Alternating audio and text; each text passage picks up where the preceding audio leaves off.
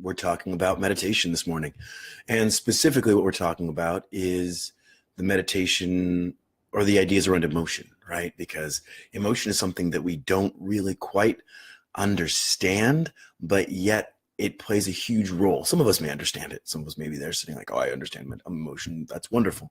But many people don't. Many people don't know how emotion is really our radio or our almost like signaling radar for experience. So emotion is such a powerful thing in our lives and in our experiences. And I say experiences because that's really what emotion dictates, right? Our experience. So whether things are going well or whether things are going badly is not dependent on what's happening outside of us. It's depending on what's happening within us. Now, some people say, well, if my house burns down, I'm unhappy. Yeah, well, that's true. Maybe you can deal with that. But you can look at it this way, like, oh, well, we saved all the pictures and good morning. And we saved all the pictures, but at the same time, we have insurance. Everything's taken care of. So that perspective says, so be it. I'll rebuild. I'll rebuild bigger and better. Now, do you need to immediately do that? Maybe not. It even talks about how the Buddha, when he found out that his village had been ransacked by a other kingdom, took 2 or 3 days to mourn and to reflect on that. And it doesn't mean you don't have emotion, but it means that you choose your experience. The story of the maybe yes, maybe no is really important when it comes to emotions. Now, emotions are what defines and creates our experience as human beings. So when we understand that our emotions are our vibration and our thoughts give rise to emotion at the beginning, then we can then be aware of how we are engaging our lives and engaging our world, right? Good morning, Suzai, Jabril, Carlita. It's all so good to see you guys. So emotions. Emotions are the real vibration of the universe, right? That's how we engage. And that's what emotion does. It gives us the opportunity to be disciplined with our emotions, being disciplined with our space. We can then choose our experience. And some people say, well, I'm not a robot. That's true. You're not a robot, but you do have an operating software of your experience. And you were given free will by Eve, right? That apple gave us the opportunity to experience free will. So the emotional well-being, welcome everyone, the emotional well-being is the core of everything, right? And you can train that. Now, whether you decide to get angry about something or you decide to get happy about something, that's a choice, right? So if something's happening, let's say someone's doing something and they're doing something that you don't like. Now you have one of two choices, and this is a real thing that you can find in many books, is that you can either have compassion and understanding for that person and say, you know what? They know not what they do. I have understanding for them. Or you can get angry. And what happens is in your mind, you have literal neural pathways. And people use the word literal perhaps too much, but I mean, it's actually happening in your brain. There is a chemical reaction in a neuron that is built to the exit expression. So if someone does something or something happens that you don't like, and you go to anger or fear or doubt or anxiety, the mind is going to build a stronger and stronger pathway to that experience. Now, if you decide to go towards compassion, understanding, they know not what they do, forgive them, then you begin to build that neural pathway. Is that easier to do? No. But is that going to pay off long-term for your emotional, physical, mental, and probably financial well-being? Yes. Because what's going to happen is that when things happen that go wrong, instead of getting involved and getting on that boat, as it were, because emotions are kind of like boats on a river, right? You see them come by and you can either get on that boat or you can watch the boat go by and say, oh my gosh, look at that experience. Look at that expression. Look at that feeling. I had a feeling this morning. I was watching a few live feeds, you're on Facebook, you're on Instagram, and I had a few feelings of, fear and doubt and anxiety. And I was like, are these real? Yes, I'm feeling them. But can I get on that boat and go down that experience? Yes. But instead take a step back and say, oh, well, perhaps I'm projecting my own experience and fears onto this. And instead of doing that, I'm just going to say, you know what? I wish that experience the best. I understand that experience. And instead of judging it, I'm going to have compassion for it and love it. Now that's my choice. So instead of getting riled up, I have compassion and love for it. Does it take discipline? Absolutely. And that's the core of it. So you want to begin to discipline your emotions. Now, how does that all feed into meditation? Well, the idea is that when you have the emotion, which is authentic, I'm not talking about suppressing emotions. I'm not talking about pushing them down and not dealing with them. I'm talking about creating a processing plant within your system of emotional well-being that when an emotion comes up, you sit with it, you identify it, you acknowledge it, and then what you do is you decide how you're going to move through this emotion. So let's say I have an emotion of anxiety, right? I'm fearful of what may happen. And I take that emotion and say, well, is that anxiety going to serve me? It might. You know, if I'm going into the woods with grizzly bears, me being anxious or concerned will then have me prepared for those grizzly bears. But if I'm going to meet somebody, then there's anxieties on all different levels. Then how I approach that to say, well, you know what? I'm going to choose to approach this and myself with love. So it's not being a robot, as it were, but it's being disciplined in how you choose to experience those thoughts. Mark Twain, or Samuel Clemens, once said, I have experienced a great many calamity, none of which have ever come to pass. Which means oftentimes we're wrapped up in our mind, having these experiences, having these moments that cause us a lot of fear, and none of them are real. They're possibilities, but they're not real. And that is such a fascinating element of the mind when it's connected to emotions, because our thoughts are powerful, and people know this. But and they've done clinical studies, that if you visualize yourself in a negative or harmful situation, your nervous system and body reacts the same way as if it were true. Alternately, that if you react in a positive or visualize something that's positive, your body reacts as if it were true. So your body and your emotional guidance system doesn't know the difference between what's real and what's visualized, which opens up a whole new questions to say that, is this all even real? Because at the end of the day, your experience is dependent on your emotions. Now, the most powerful way to look at emotions integrated into meditation is, there's a quote from the Bhagavad Gita, and this is one of my favorites, and I have lots of favorites. Whether I offer up a gold bar or a leaf, it is seen the same in the eyes of the divine. Now, agnostic or otherwise, or atheist or otherwise, all you have to really offer in this world when it comes to your energetics is that emotion, right? Because if you choose to believe in the concept of the divine, which I choose to, I've seen far too many miraculous things happen in my experience to not believe that there's something else, then all you can offer, because anything you have, your cell phone, a gold bar, a car, a house, everything is intrinsically the divine in that sense, right? So you can't give the divine to itself. You can't give that leaf that is divine to itself. But the emotion that's generated within yourself, that is unique to you. That is your choice. That is something that you are offering that cannot be generated by anyone other than your experience and your will. And that, I believe, is the image and likeness of the divine, because the divine is emotion. So the image of likeness of the divine is the emotional experience that you choose to offer. And the human beings have an immense emotional capability, both negative, but alternately positive.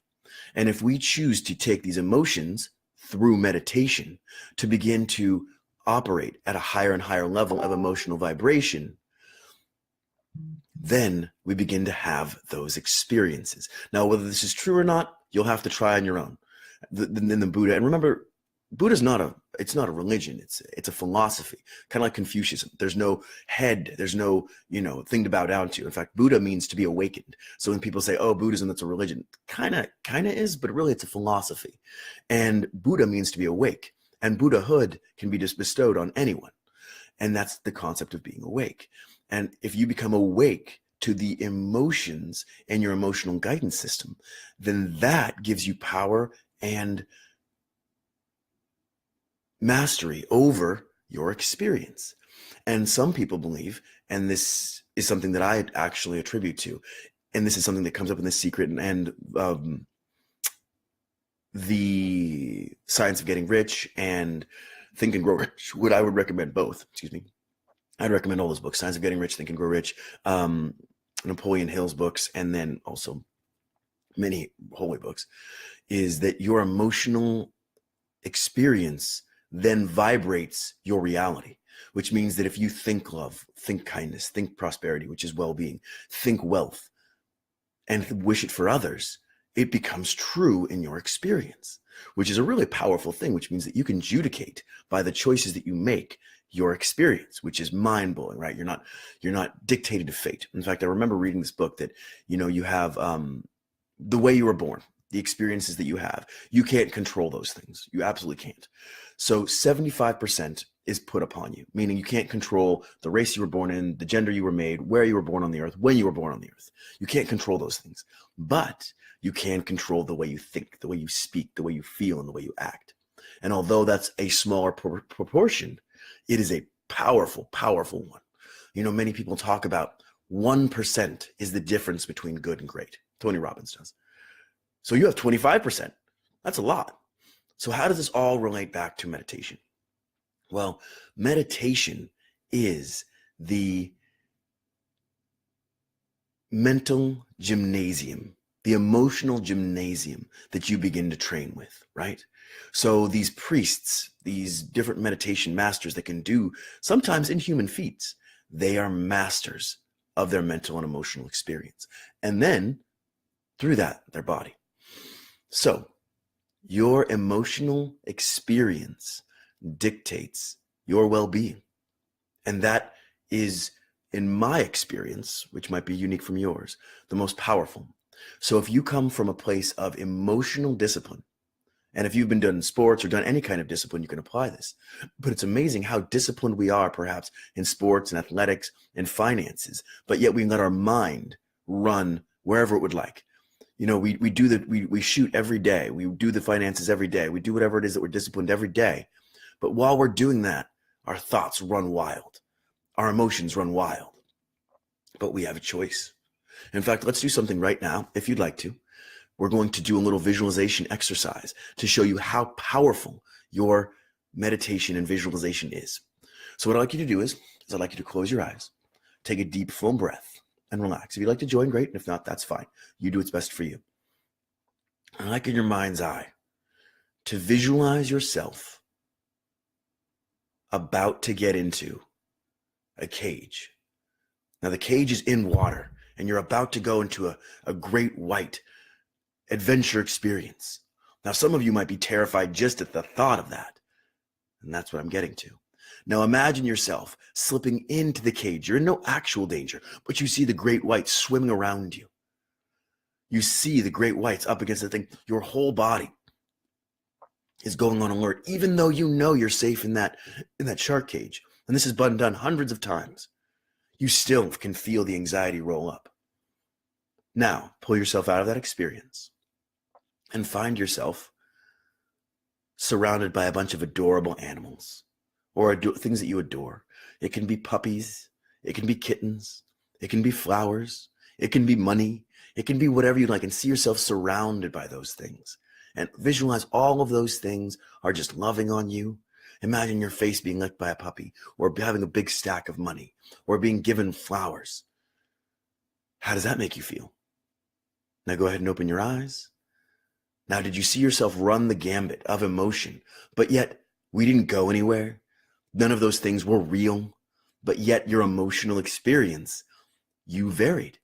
And if you didn't, that's fine. But that's the reality of it. That's what meditation teaches you. That's why the affirmations, the meditations, the visualizations are literal gymnasiums. And I say that word again, literal, because they are a practical, actual tool to begin to reframe your thinking and to discipline your thinking. Because if you're thinking the affirmations, if you're doing the visualizations, if you're practicing the meditations, you're up-leveling your vibrational thought, experience, and actions to it. So if you discipline yourself to meditation, discipline yourself to your thoughts, or discipline yourself to your emotions, and not in a strangling way, but just in awareness way. Oh, I'm being afraid. Oh, I'm being anxious. Oh, I'm being negative. Oh, I'm being detrimental. Oh, I'm being mean to myself. Oh, I'm being mean to others. That's fine. Fall down 7, get up 8. It doesn't matter how many times your mind pivots and shifts, because perhaps you've been training it on this for a very, very long time. But the beauty of this is that it's shown in clinical studies, and I mean clinical, like done by doctors, that 2 weeks of meditation can begin to shift the way that your synapses fire in a very powerful way. 2 weeks. 2 weeks of meditating, even very short amounts of time. There's a saying that says, from Ananda, which is a group that I love. You should check them out if you want to do meditation classes through them. They're incredible, ananda.org. They're very dear to my heart. Even a little bit of meditation can alleviate you from great suffering. And I really like that because it says only a little bit of meditation. That means just sitting and being still and saying a mantra, a meditation, a vibration, a visualization, even for a little bit, can alleviate you from great suffering. Now, for me, that works well for me because sometimes I am not as disciplined as I'd like myself to be. So knowing that simply doing that and getting myself on the emotional space and the emotional headspace makes all the difference. So meditation, through all that, is mental and emotional discipline, persistence, and consistency to choose the emotion that you want after the emotional experience comes up about the current situation. And this is a true story. I was at Ananda and I was training in meditation, and it was great there. I met incredible people who I had incredible experiences with, who were incredibly lovely, who made my experience incredibly joyful. There are moments down by the river that were absolutely amazing. There were moments in the space that were absolutely amazing. But I remember walking along, and some of you might remember this, and I dropped my phone and it cracked. And I thought to myself, what good is going to come from this? And it shocked me because I was like, oh my gosh, I've been meditating, and it was during taking meditation classes. And I was like, oh my gosh, my first thought is, how is this perceived calamity? Because sometimes people perceive breaking your phone worse than an actual physical injury. And I thought to myself, how is this going to benefit me? How is this going to help? How is this going to make my experience better? How is this going to emotionally, mentally, physically, and financially up-level me? And it did. It turns out that I was able to get a new phone and everything was fine.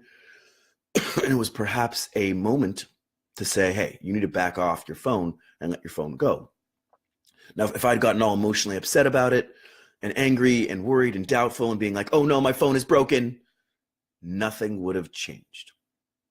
Because the truth is I needed a new phone anyway. I was up for a new phone, and it was time for me to get a new phone. And it was for the best. Excuse me. And that's what the training happens. If I would have got wrapped up in that day, I could have ruined my day. I could have ruined the person that I was hanging out with's day. I could have ruined everybody I encounter's day. And this is a fun way of thinking it. When you choose through meditation, your emotional state, and you need to re-choose this state maybe every moment, every minute. Excuse me. I got a little coconut this morning and it's stuck in my throat. Every minute, every hour, every day.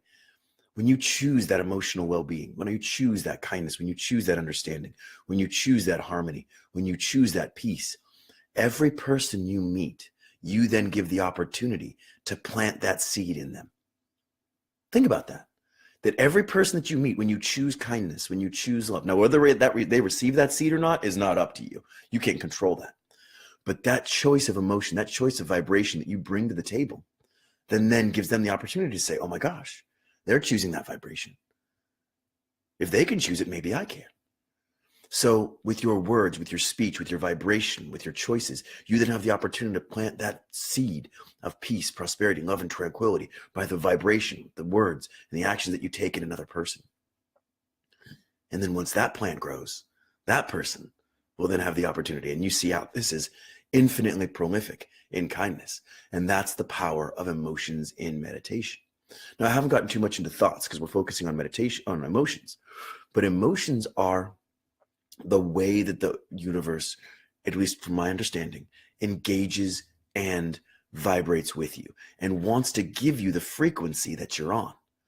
So for me, even if you're not coming from a spiritual or religious background, I prefer spiritual, and you come from a perhaps agnostic or non-believer background or whatever it is, atheist, it's not important. This on a scientific level has been shown that the emotions that you vibrate from your heart can be read and then begin to have an effect on the world around you. Now, let me say that again. The emotions that you choose to feel begin to vibrate and actually have a physical, measurable frequency. You can check this out at heartmath.com. Has an actual tangible frequency you can measure and has been shown scientifically to vibrate and to affect the world around you. So what is all of this leading up to? All of this is leading up to the idea that if you choose to, and it's your choice, that's the beauty of it, right? You can choose or not to, whatever you want to do. You can choose to begin to meditate today. Now, meditation, there's all forms of meditation. There's walking meditation. There's, sitting, mantras, moving. I mean, meditation is simply, as I said before, choosing your thoughts and experiences in a repetitive way. You can walk a labyrinth. The labyrinth came up recently for me about a map. Labyrinths can be walking meditations, but that's also an extraneous allegory and metaphor for the world, right? Because when you walk through the labyrinth of the world, what's the meditation or vibration that you're going to choose? So emotion is one of the most core components of your experience because it dictates your well-being. So emotion can be chosen by visualization and meditation. And the more you choose to meditate, to visualize, to affirm in that state that you wish to have, the more you're likely to continue in that state. Now, some people will say, well, I tried meditation, I tried to be positive, and nothing changed. Well, you reap what you sow. So if you begin your meditation and affirmation and visualization and begin towards, in a disciplined way, the positive, and you're still reaping some of the negative that you've energetically vibrated in your life, that's fine. You have to get through that crop or those crops of negativity with a joyful, happy spirit for things to then pivot. And that's part of the thing. Like, what you reap, what you sow is a powerful thing. When you've planted those seeds and those seeds grow up and you're still reaping, but I'm being positive. Well, yeah, but you also need to move through that and you're still disciplining your mind. And oftentimes the more you do it, the more you'll realize how you pull back and pull back and pull back. And that the constructs that you thought were realities in your mind and your emotional definiteness were really just ideas you had about yourself. And then that dictated your reality. Like, I am this, I am that, I am this. And the farther back you move and the farther back you move in meditation, you realize like, oh, that was a choice. That was given to me by my culture, my parents, or my ideas, or something that wasn't even real that I decided when I was 5. So meditation gives you the opportunity to choose your experience, choose your vibration, and through thoughts, emotions, and words, you then choose your actions. And those 4 things dictate your reality to the best of my knowledge. And I could be wrong. I'm going to wrap this up. I could be absolutely wrong.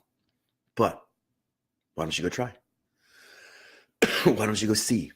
Why don't you go test it out and see if kind words, kind thoughts, kind emotions begin to shift the reality around you? And that's as simple as a visualization. Now, let's do a brief visualization right now, just for fun, to see if we can change our day. Now, this one is from Louise Hay. She's absolutely amazing. I would recommend her stuff. Let's go ahead and just close our eyes. This is going to be a 1-minute long visualization. And take a deep, full breath. And see your day unfold in front of you. And think of something or someone that you're grateful for. And get that beautiful, grateful energy rolling around in your hips, in your heart. And feel that gratitude. Like I'm thinking of something I'm grateful for at Ananda. Deep, full breath. And then see that energy flow out of you like a river forward to each person that you meet. And see each person that you meet today, whether it be your friends, family, or someone you happen to meet, react to you in a kind and loving way. And see each place you're going to go to filled with love, and people react to you in a kind and loving way. To each person that you interact with, friends, family, see them smile at you and you smile at them. and see your whole day going well until you finally see yourself at night, laying down in your bed, reflecting on what a beautiful day it was, how grateful you were for the day, and how all the good, both expected and unexpected, came to you. Deep, full breath and open the eyes. How do you feel? I feel good. I feel a little lightness in the head. I feel joy. I feel gratitude. I feel ready for the day. And see, just for today, be self-observant to see perhaps how you shift out of this energy and why. Who does it to you? And why do you let them? Because you choose your emotions. No one can choose them for you.